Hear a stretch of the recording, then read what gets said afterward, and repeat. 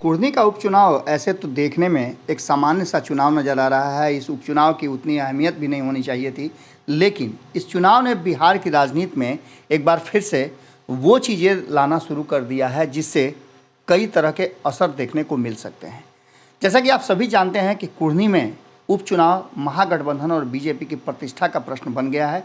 वहीं इस चुनाव में वीआईपी के मुकेश सहनी ने एक अलग ट्विस्ट दे दिया है। बिहार के मुख्यमंत्री नीतीश कुमार की पार्टी जनता दल यूनाइटेड और भारतीय जनता पार्टी लगभग 4 महीने से इस कुर्नी चुनाव को लेकर के अपनी तैयारियां शुरू कर रही थी और इस शुरू करने वाली तैयारी में कहा यह जा रहा था कि कुर्नी में महागठबंधन की तरफ से राष्ट्रीय जनता दल उतरेगा। लेकिन लगातार भारत लाइव ये बात कहता रहा है कि नीतीश कुमार ने 2 सीटें जो पिछले उपचुनाव में राष्ट्रीय जनता दल को दिया, अब इस सीट पर अपनी दावेदारी पेश करेंगे और मनोज कुशवाहा ही उम्मीदवार होंगे। हमने पहले ही आपको सर्वे करके बता दिया था। अब मौजूदा विधायक अनिल कुमार के अयोग्य होने के कारण यहाँ उपचुनाव हो रहा है। 2020 में उन्होंने चुनाव लड़ा और जीता भी राष्ट्रीय जनता दल के उम्मीदवार के रूप में।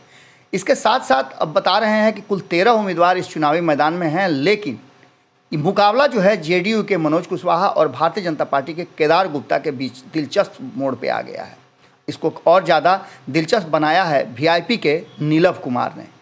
पिछले बार की अगर बात करें तो आप जानते ही हैं कि पिछले बार केदार गुप्ता पूर्व मुखिया को बीजेपी ने 2015 में विधानसभा चुनाव के दंगल में उतारा था और उनकी जीत हुई थी। आपको बता दें कि 2015 के मुकाबले में तीसरी और चौथे नंबर पर रहे क्रमशः मृत्युंजय और अब्दुल गफार को मिला करके 9,193 वोट मिले थे। केदार गुप्ता को 73,227 और मनोज कुमार को 61,657 मत मिले थे। इस तरह मनोज कुशवाहा 11,570 वोट से हार गए थे। अब इस चुनाव का एक क्रोनोलॉजी आपको हम पहले से बताते आ रहे हैं कि इस चुनाव में खास करके कुर्नी की बात करें तो यहाँ जो सरकार बिहार में काबिज रहती है सत्ता में, उसके तरफ से हमेशा हार का सामना करना पड़ा है। 2015 में महागठबंधन की सरकार थी और महागठबंधन की हार हुई थी। 2020 में एनडीए की सरकार थी और एनडीए की हार हुई थी। अब इस बार फिर से महागठबंधन की सरकार चल रही है और महागठबंधन के उम्मीदवार का क्या होगा ये तो आने वाला भविष्य बताएगा, लेकिन मात्र 2020 में 712 वोटों से हार और जीत हुई थी। इन सारी बातों को लेकर के केदार गुप्ता चुनाव हार गए थे और अनिल सहनी यहाँ से चुनाव जीते थे। कुर्नी में भूमिहार और मल्लाह वोटर कर सकते हैं बड़ा खेल। नीलव कुमार को उतार करके कहीं ना कहीं जिस तरह से मुकेश सहनी ने ये पूरा खेल बदल दिया है, वो स्पष्ट दिखा रहा है कि कुर्नी में कुछ विशेष होने वाला है। और सबसे बड़ी बात तो ये है कि कुर्नी में नीतीश कुमार की जो प्रतिष्ठा है वो फंसी हुई है। इसमें सबसे बड़ी बात यह है कि अचानक से कल जिस तरह से तेजस्वी यादव का स्क्रू टाइट कर दिया जगदानंद सिंह ने, वो साफ नज़र आ रहा था। तेजस्वी यादव के चेहरे से वो भाव प्रकट हो रहा था कि वो सरकार और पार्टी दोनों में सिर्फ अब एक गोल्डन सिंबल की तरह बनकर रहेंगे। जो पहले ये निर्देश दिया गया था कि पार्टी और सरकार के मुद्दे पर तेजस्वी यादव ही बोलेंगे, अब वो ऐसी बातें नहीं नज़र आ रही है, क्योंकि जिस तरह से चुप्पी साधे हुए थे जगदानंद सिंह, वो साफ दिखा रहा था कि कहीं ना कहीं तेजस्वी यादव को अब इनके अंडर ही काम करना पड़ेगा और जो फोरम है उस फोरम में काम करना पड़ेगा।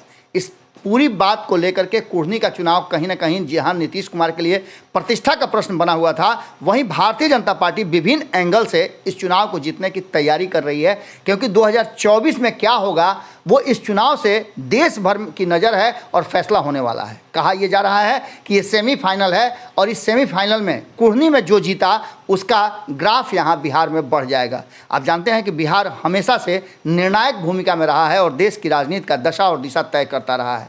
इन सारी बातों को लेकर के अब जो वर्तमान परिस्थिति है उसमें कहा यह जा रहा है कि कहीं ना कहीं फैक्टर जो है वो बहुत सारा बदलने वाला है। भारतीय जनता पार्टी के जीवेश कुमार मिश्र ने कहा इस पूरे मामले पर अपनी जो उनकी पकड़ है, जिस क्षेत्र के जो लोगों से बातचीत किया है उसके आधार पर उन्होंने कहा मोकामा और गोपालगंज में हाल के उपचुनाव में एक बात तो स्पष्ट हो गया है कि नीतीश कुमार अब बिहार में कोई ताकत नहीं रह गए हैं। उनकी पार्टी का समर्थन आरजेडी को किसी भी सीट पर मदद नहीं कर सकते। सकी। ऐसी स्थिति में राष्ट्रीय जनता दल के तरफ से भी भले ही तेजस्वी यादव जाएं, लेकिन वोटों को ट्रांसफ़र नहीं करा पाएंगे। एक खबर जो हमारे जो रिपोर्टर हैं जो वहाँ पूरी तरह से लगातार काम कर रहे हैं, उनका कहना है कि मनोज कुशवाहा का लगातार यादव वोटरों को रिझाने में, उनको अपने पक्ष में करने में बाकी का बहुत कुछ छूट रहा है। हमने आपको पहले ही बताया कि जिस तरह से उपेंद्र कुशवाहा को सही ढंग से प्रयोग नहीं किया जा सका,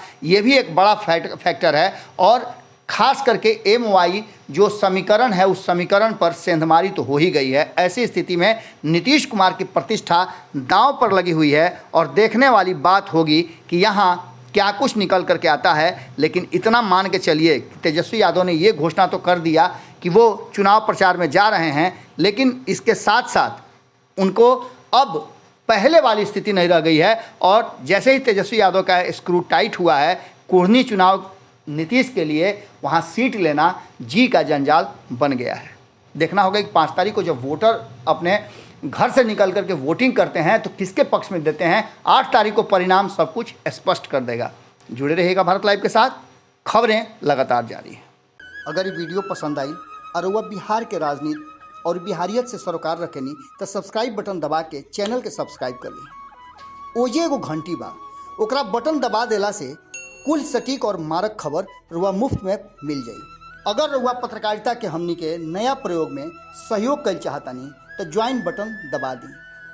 पेटीएम नंबर नोट कर ली 9386816700। धन्यवाद।